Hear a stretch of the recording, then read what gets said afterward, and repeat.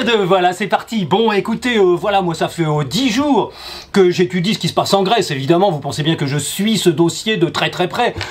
Et donc voilà pourquoi est-ce que cette vidéo, pourquoi est-ce que ce mini-show s'appelle « La Grèce ne sortira jamais de l'euro ». Eh ben voilà, c'est ce qu'on va voir maintenant, c'est pas compliqué. Et une des raisons, la raison principale, vous allez voir, on va en parler à la toute fin de ce mini-show, elle est colossale, elle est colossale. Alors, bon, d'abord, la première raison pour laquelle la Grèce ne sortira jamais de l'euro, ben c'est parce que l'Europe et donc la monnaie unique, c'est un projet global, c'est un projet mondial. L'Europe, il suffit d'écouter les discours et les conférences de Jacques Attali pour bien comprendre ça. L'Europe, c'est un énorme laboratoire qui permet à l'émergence d'un gouvernement mondial de faire un essai, de voir ce qui se passe. Si ça fonctionne en Europe, et je vais vous expliquer ce que c'est que si ça fonctionne en Europe, ça va fonctionner pour un gouvernement mondial. C'est une affaire de pouvoir, de globalisation de l'État, de globalisation de l'endettement généralisé des agents non bancaires par le secteur bancaire, le secteur financier, avec l'aide du secteur politique. Et donc c'est le pouvoir du privé, le pouvoir de l'argent, le pouvoir de l'investissement, le pouvoir tout simplement de créer le futur que l'on désire à la place de ceux qui auraient envie de décider, à la place des populations, à la place des humains. Voilà. Le fait on va le voir tout au long de ce mini-show, le fait de créer la monnaie, d'attribuer du crédit à telle ou telle chose plutôt qu'à telle ou telle autre chose, c'est le choix du futur commun des gens qui subissent cette domination monétaire. Et donc celui qui décide où va le crédit et où ne va pas le crédit, c'est-à-dire où va la monnaie et où ne va pas la monnaie, c'est ça le souverain, c'est ça le souverain. Et en ce moment, comme nous a dit plein de fois Bernard Maris, le souverain, en ce moment, le roi, pardon, excusez-moi, c'est pas Bernard Maris, c'est Gaël Giraud qui nous dit ça. Gaël Giraud, un des rares économistes français qui ose parler de la création monétaire par le crédit. Gaël Giraud nous dit, le roi, en ce moment, ce sont les banques, c'est le secteur bancaire, voilà. Donc il y a un projet global de manipulation, de domination sur l'ensemble des populations du monde. Et donc là, au lieu d'avoir des dominations pays par pays en Europe, eh bien le but c'est d'arriver à une domination pyramidale sur 330 millions de personnes d'un seul coup. Et donc de pouvoir endetter 330 millions de personnes et de décider du futur de ces 330 millions de personnes au niveau supérieur d'un gouvernement européen, puis après d'un gouvernement mondial. Donc ça c'est la première raison. La deuxième raison, c'est que l'euro c'est un piège. C'est un piège magnifique, c'est un outil de pouvoir, de supériorité, de chantage infini. Pourquoi? Parce que quand c'est vous qui créez la monnaie, qui apportez le crédit pour financer des choses dans un pays, bah c'est vous qui avez le droit de décider ce qui va être fait, ce qui va être pas fait. Regardez ça! Regardez ça, c'est le papier que Tsipras et Varoufakis ont envoyé à la Commission européenne, à la Banque centrale européenne et au Fonds monétaire international. Et regardez, c'est corrigé en rouge. C'est corrigé en rouge. C'est vraiment la domination du maître sur ses élèves. C'est pour ça que Christine Lagarde peut se permettre de dire, voilà, il faut qu'on ait des discussions entre adultes. Mais pas du tout, c'est impossible puisque ils sont infantilisés. Je ne sais pas si vous vous souvenez d'un moment extraordinaire où Jean-Claude Juncker est sorti d'une énième réunion avec Alexis Tsipras. Et il a eu un geste extraordinaire. Moi, en tant que metteur en scène, ça saute aux yeux, le rapport entre ces deux hommes. Jean-Claude Juncker, le patron de la Commission européenne, a donné 3 petites tapes comme ça sur la joue à Alexis Tsipras, qui a rigolé, C'est un rapport de professeur à élève, c'est un rapport de domination, c'est un rapport de « Ah, tu voulais me faire des blagues, mais t'as vu, t'as pas réussi à m'avoir ». Et les blagues, elles sont là. Les Grecs, dans leur texte, disent, voilà, par exemple, il faut réduire le taux de TVA, on va mettre un taux de TVA à 23% partout, voilà, ça ils sont d'accord là-dessus, il n'y a pas de problème, mais on met un taux réduit à 13% pour la nourriture de base. Et là, ils ont corrigé, ils ont mis non pas sur la nourriture de base, seulement sur l'alimentation non préparée, l'alimentation brute si vous voulez. Et donc c'est un petit détail, voilà. On va mettre la TVA à 13% sur... Alors ils avaient mis sur les restaurants et les hôtels. Et là, la Commission européenne a rayé les restaurants. Donc on va voir que ce sont des points de détail, mais qu'en réalité, les politiciens grecs et les Européens et la Troïka sont parfaitement d'accord sur les plus grands principes. Et on va voir pourquoi.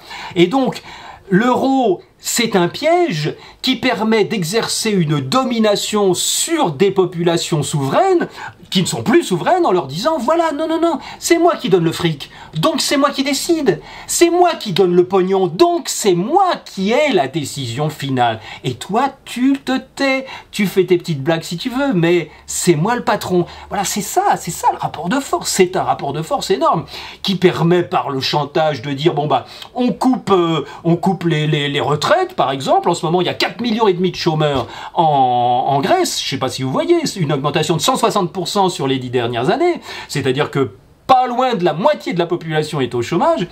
Les chômeurs touchent 360 € par mois pendant 12 mois et après plus rien. Les retraites moyennes c'est 700 €, donc tout le monde vit un petit peu au crochet des retraités, il n'y a plus que ça qui tient le coup et c'est ça que la Commission européenne veut encore serrer, fermer le robinet. Donc évidemment ce rapport de pouvoir là, c'est impossible d'y échapper puisque les Grecs ne peuvent pas reprendre leur souveraineté monétaire, ils ne peuvent pas se remettre à créer des drachmes. Ça voudrait dire que tout explose, et ça, il est hors de question. Et je vais vous expliquer pourquoi dans une seconde. Alors, il y a autre chose, c'est que l'endettement de la Grèce, il a servi à quoi? Il a servi, comme dans beaucoup de pays sous-développés, à financer des achats dans les pays occidentaux, notamment des achats d'armes. Du coup, l'endettement des Grecs, il a servi à permettre aux Grecs d'avoir le pouvoir d'achat créé à partir de rien, qui permettait aux Grecs d'acheter des produits au nord de l'Europe, d'acheter des produits aux exportateurs européens, entre autres à l'Allemagne. Et donc, le fait que les Allemands se retrouvent avec beaucoup d'épargne en dette grecque, ça signifie tout simplement que l'argent a été dépensé au profit des banques occidentales, des banques du Nord et des producteurs et des exportateurs du Nord. Donc du coup, ces titres de dette-là, ils méritent finalement en quelque sorte les intérêts que les Grecs sont soumis de payer. Donc c'est un cercle vicieux extraordinaire. Et donc c'est le même cercle vicieux que avec les pays sous-développés qu'on oblige à emprunter pour acheter des équipements aux pays occidentaux qui vont dans les pays installer des équipements et la monnaie revient dans les pays occidentaux. C'est un cercle d'enrichissement perpétuel. Alors évidemment, comment c'est possible ça? C'est possible parce que il faut reconnaître une chose, c'est que notre ami Alexis Tsipras, il a quand même été se présenter aux Américains, il a quand même été à Washington, il a quand même été au Brookings Institute en janvier 2013 pour montrer patte blanche, pour dire je ne suis pas aussi dangereux que vous le pensez, je ne remettrai jamais en cause l'existence de l'euro et l'appartenance de la Grèce à l'eurozone, je ne remettrai jamais en cause l'appartenance de la Grèce à l'Europe. Et donc, il a démontré aux tout-puissants FMI, aux tout-puissants dirigeants des multinationales américaines, qu'en réalité, il était sans danger. Et que donc, il était intéressant pour l'Amérique, pour Washington et pour les rapports de domination entre Washington et l'Europe, il était intéressant de mettre dans ce petit pays quelqu'un qui avait l'air d'être d'extrême gauche, de manière à, comme nous avec Hollande, pouvoir faire passer des mesures complètement capitalistes, néolibérales, liées à la domination monétaire. Et donc c'est ce qui se passe, Alors il y a autre chose aussi bien sûr, c'est que quand en janvier 2013, Tsipras est allé montrer patte blanche aux États-Unis, évidemment, il s'est engagé à ne jamais remettre en cause l'Alliance Atlantique, à ne jamais remettre en cause l'OTAN. Ça veut dire qu'il s'engage à ne jamais remettre en cause des achats d'armes aux pays occidentaux, par exemple, et à ne jamais remettre en cause son alliance indestructible avec Washington et avec l'Europe. Et donc, contre la Russie. Donc les discussions qu'il a eues avec Poutine n'ont pas dû être faciles. C'est un petit peu, à mon avis, surtout des rapports comme ça qui lui permettent de mettre un petit peu légèrement la pression sur les autorités européennes, mais rien de plus, rien de plus. Pourquoi est-ce que la Grèce ne sortira jamais de l'euro? Parce que tout le monde est d'accord pour que la Grèce reste dans l'euro. Tsipras et Varoufakis sont d'accord pour que la Grèce reste dans l'euro. Évidemment, les autorités européennes sont tout à fait d'accord pour que la Grèce reste dans l'euro et qu'on puisse continuer à prélever les taxes et les impôts qui vont nourrir les intérêts de la dette émise à partir de rien, qui circulent chez les épargnants de l'Allemagne et des pays riches européens. Donc évidemment, les deux parties qui semblent opposées sont d'accord sur l'essentiel. On ne touche pas au système de domination. Et si on regarde, je l'ai ici, le long papier que Tsipras et Varoufakis ont proposé aux autorités européennes dans le dernier papier qui finalement a été refusé, qui a fait qu'ils vont voter dimanche, eh bien dans ce long papier, les Grecs sont d'accord sur la plupart des choses essentielles. Ils sont d'accord sur toutes les privatisations. Les privatisations des aéroports, la privatisation et la vente à des entités privées du port du Pirée, du port de... je sais plus, j'ai toute la liste ici, mais c'est hallucinant. Les Grecs sont parfaitement d'accord sur toutes les mesures de privatisation. Et donc ça, c'est une première chose. Ils sont parfaitement d'accord aussi sur la révision de la plupart des lois fiscales, de manière à rendre la fiscalité grecque beaucoup plus dure, à mettre en place des procédures de saisie-arrêt beaucoup plus efficaces. En gros, ils sont tout à fait d'accord pour faire le boulot de prédation sur leur propre population pour aller faire remonter les intérêts au secteur bancaire européen. Voilà, qu'est-ce que vous voulez que je vous dise? C'est ça le boulot. Et ils sont tout à fait d'accord pour que les banques gardent tout à fait, totalement leur indépendance complète en tant que société privée. Ils ont pris des engagements dans les papiers qui ont été refusés, mais qui vont être acceptés forcément après le référendum, quelle que soit la réponse au référendum, évidemment.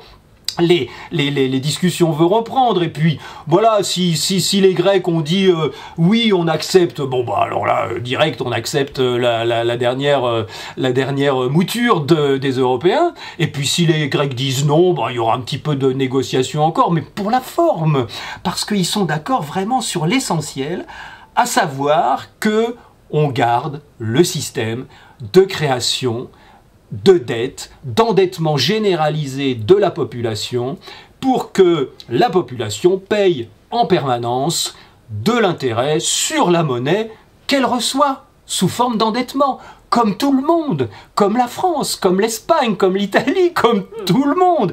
Tout le monde est obligé de se soumettre au secteur bancaire pour avoir de la monnaie. Nous sommes tous les États d'Europe sont dans la situation d'un ménage qui est obligé d'emprunter à l'extérieur pour avoir de la monnaie. Emprunter à qui? Aux grosses banques, qui créent de la monnaie à partir de rien pour endetter le pays, lui fournir de la monnaie et lui en redemander le double tous les 24 ans. Donc forcément que la dette est exponentielle. C'est impossible de la payer. Ce qui est intéressant, c'est pas de payer la dette. Ce qui est intéressant, c'est de payer les intérêts. C'est le plus gros budget de la plupart des pays européens. Alors évidemment, la dernière raison pour laquelle la Grèce ne sortira jamais de l'euro, c'est parce que tout comme les organismes qui sont censés lutter contre l'endettement, je pense malheureusement à nos amis d'Attaque, à nos amis du CADTM, je pense à tous ces gens qui essayent de prouver et qui prouvent que la dette est illégitime, eh bien Tsipras et Varoufakis ont pris les mêmes engagements, à savoir ne jamais aborder la source de la dette, ne jamais aborder l'émission primaire de la dette, non pas par des épargnants, non pas par des gens qui ont accumulé de l'épargne toute leur vie, ça ce serait des prêts, ça ce serait de l'épargne qui serait fournie à des gens qui ont besoin d'argent. Non, ça n'est pas comme ça que ça marche. Les banques les grosses banques internationales créent du crédit à partir de rien, exactement comme vous quand vous empruntez de l'argent pour vous acheter une maison. La banque crée un crédit par 2 lignes d'écriture et vous fournit la monnaie dont vous avez besoin tout de suite pour que votre économie fonctionne. Et donc cette source primaire de l'endettement qui est monstrueusement illégitime, puisque ça n'est pas un transfert d'argent de quelqu'un qui a épargné vers quelqu'un qui veut emprunter, c'est une création d'argent qui n'existait pas avant et qui pourtant revendique la même morale que la dette de quelqu'un qui a prêté quelque chose qui existait. Donc ça, c'est le secret total. Ça, c'est le silence total. Vous n'entendrez jamais ni Jean-Claude Juncker, ni les dirigeants européens, ni malheureusement nos amis Tsipras et Varoufakis aborder ce sujet. Parce que ce sujet-là, c'est la bombe atomique. Et donc, aucun politicien n'en parlera jamais. C'est à nous de faire le boulot. Si nous voulons sortir de l'euro, c'est à nous de le faire. Individuellement. Dès que nous aurons les moyens informatiques, les moyens monétaires, les nouvelles monnaies qui sont en train de se créer, les nouveaux systèmes informatiques qui sont en train de se créer, où nous pourrons tenir nos comptes nous-mêmes, nous distribuer un revenu de base nous-mêmes, faire nos financements participatifs nous-mêmes, dès que nous aurons mis en place, et c'est pour les mois qui viennent, ces systèmes de comptes mutuels, eh bien nous pourrons, chacun de nous, instantanément, sortir de l'euro et arrêter d'accepter de l'euro pour nos transactions mutuelles. Arrêter d'acheter ou de louer des euros à un émetteur privilégié qui nous endette par ce moyen, qui nous oblige à travailler 2 fois plus par ce moyen, et nous pourrons échapper nous-mêmes individuellement à cette domination de l'euro. Voilà, c'est ce que nous allons faire dans les mois qui viennent. Ça va se faire petit à petit, ça va se faire sans violence, ça va se faire de manière très progressive, de manière à ce que pendant que le système s'écroule, faute de création monétaire, faute d'endettement, faute de pigeons pour louer de l'argent et en payer le double, eh bien pendant que le système très progressivement s'écroulera, nous, très progressivement, nous sortirons de l'euro chacun pour soi, chacun les uns après les autres, individuellement et bien sûr réciproquement. Voilà, bah écoutez, je vous remercie d'être resté jusqu'au bout et à très bientôt. À la semaine prochaine, on fera un petit bilan pour voir ce qui s'est passé en Grèce et pour voir que la Grèce ne sortira jamais de l'euro. À bientôt. Ciao, ciao.